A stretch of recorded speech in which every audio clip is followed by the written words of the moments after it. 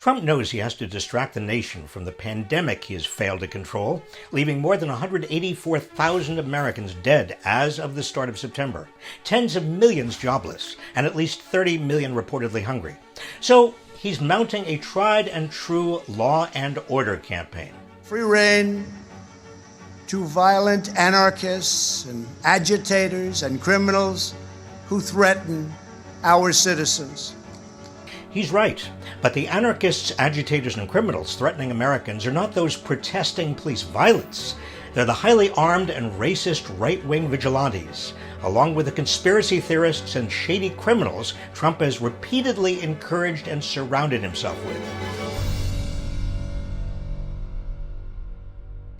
Take, for example, the white gun-toting 17-year-old Kyle Rittenhouse, who's been charged with killing 2 people and wounding a third during Black Lives Matter protests in Kenosha, Wisconsin, and who, perhaps not coincidentally, occupied a front-row seat at a Trump rally in Des Moines last January.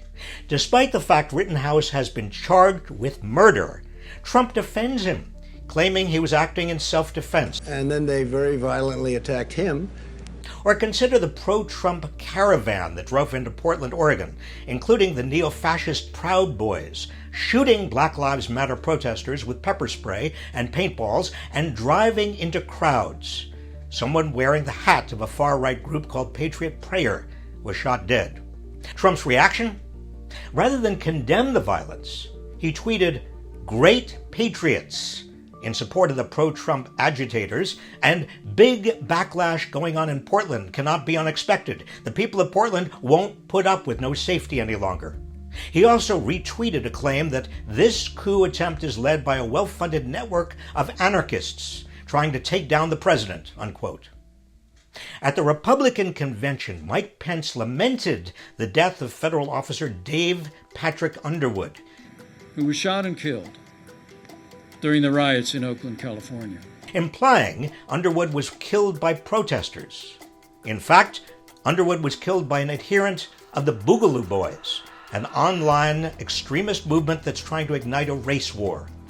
Such groups have found encouragement in a president who sees Very fine people on both sides. the threat to law and order also comes from conspiracy theorists like Marjorie Taylor Greene, the recently nominated Republican candidate for Georgia's 14th congressional district and QAnon supporter.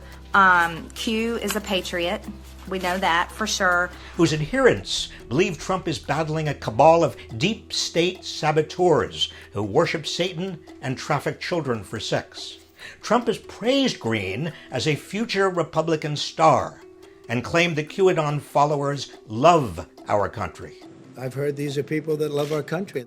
And the threat is coming from people like Mary Ann Mendoza, a member of Trump's campaign advisory board, who was scheduled to speak at the Republican convention until she retweeted an anti-Semitic rant. Clearly, the threat comes from hot-headed police officers who fire bullets into the backs of black people or kneel on their necks so they can't breathe. But Trump and Pence don't bother mentioning Jacob Blake or George Floyd or Breonna Taylor. And the threat comes from Trump's own lackeys, who have brazenly broken laws to help him attain and keep power. Since Trump promised to hire only the best people, 14 Trump aides, donors, and advisors have been indicted or imprisoned. You want the real threat to American law and order? It's found in these and other Trump enablers, lackeys, and bottom dwellers. They are the inevitable excrescents of Trump's above-the-law, race-baiting, me-first presidency. It's from the likes of them that the rest of America is in true need of protection.